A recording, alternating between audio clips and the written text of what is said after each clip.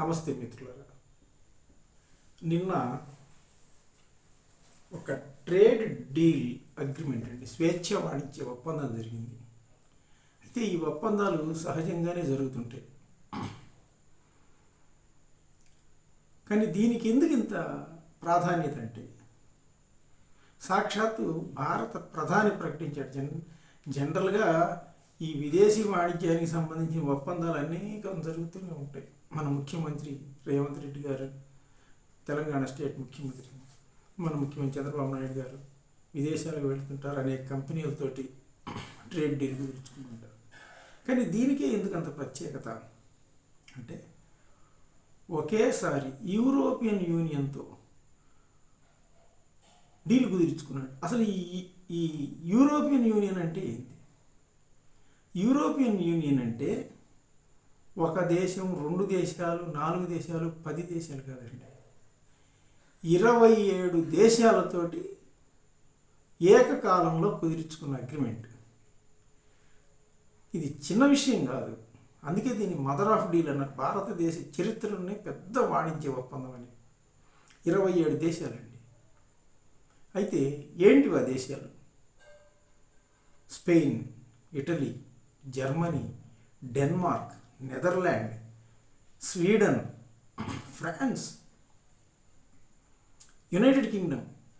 ఇట్లాంటి గొప్ప గొప్ప దేశాలు, ధనవంతమైన దేశాలు అన్నీ కలిపితే 27 దేశాలండి.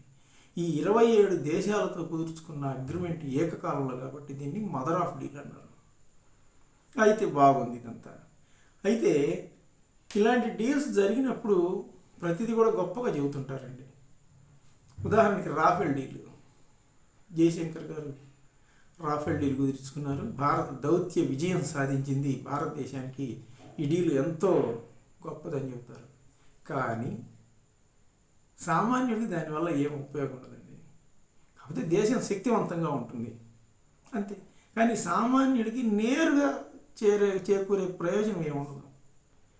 అదేవిధంగా భారత దౌత్య విజయం సాధించింది.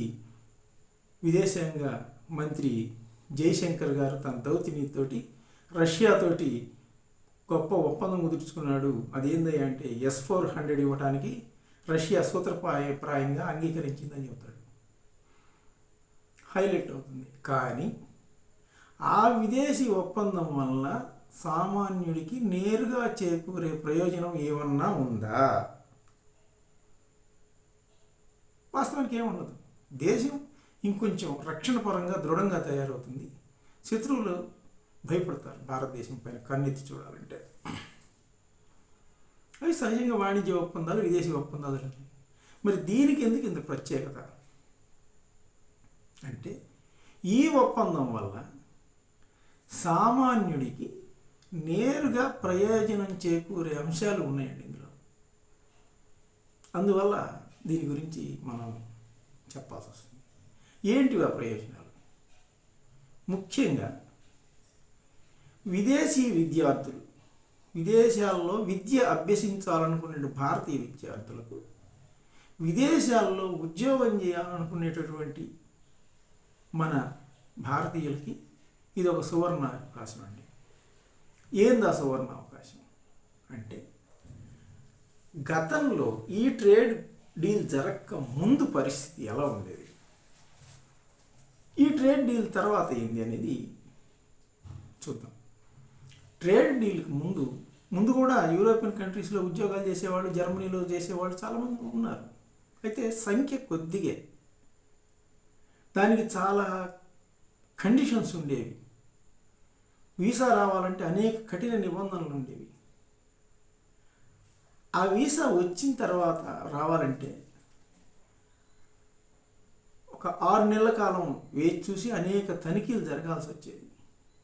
2, భారతీయ విద్యార్థులు ఆ దేశాల్లో ఉద్యోగాలు చేయాలంటే వీళ్ళు మొదటిసారిగా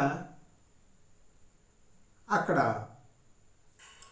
మనం భారతీయ యూనివర్సిటీల్లో చదువుకున్న విద్యను ఆ దేశాలు అంగీకరించవు.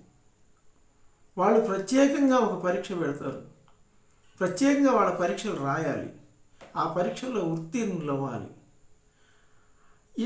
అనేది ఇట్లాంటివి నిబంధనలు ఉండేవి.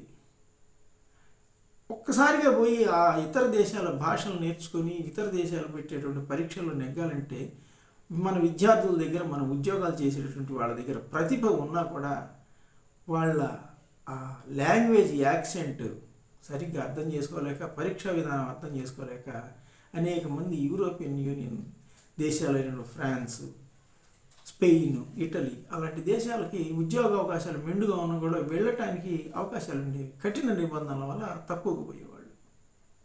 విద్యార్థులు చదువుకోవాలంటే యూరోపియన్ యూనియన్ దేశాల్లో ఉదాహరణకు జర్మనీ అండి, అక్కడ మంచి ఎడ్యుకేషన్ ఉంటుంది.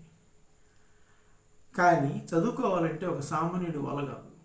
ఎందుకంటే అక్కడ సెక్యూరిటీ డిపాజిట్ కట్టాల్సి ఉన్నదని 10,000 యూరోలు. 10,000 యూరోలు ఒక సామాన్యుడు కట్టి అక్కడ కొన్ని సంవత్సరాలు ఉండి చదువుకొని రావాలంటే అది సామాన్యుడి వల్ల ఏది కాదు. చదువుకున్న తర్వాత నువ్వు మళ్ళీ ఇక్కడికి వచ్చేసేయాలి. ఉద్యోగం నీకు మళ్ళీ రావాలంటే మళ్ళీ అప్లై చేసుకొని నీకు వీసా వస్తే మళ్ళీ ఆ దేశం పోవాలి. కానీ ఇప్పుడు కుదుర్చుకున్న ఈ ట్రేడ్ డీలు ఇలాంటి కఠిన నిబంధనలన్నింటినీ సరళతరం చేసిందండి. ఏంటి ఆ సరళ నిబంధనలు? స్కాంజన్ అనేటటువంటి వీసా ఒకటి ఇప్పుడు భారతీయులకు అందుబాటులోకి వచ్చిందండి యూరోపియన్ యూనియన్ ద్వారా. ఏంటి ఈ స్కాంజన్ వీసా? ఈ ఒక్క వీసాతోటి 27 దేశాలు మనం తిరగచ్చు. ప్రతిదానికి ప్రత్యేకమైన వీసా అవసరం లేదు.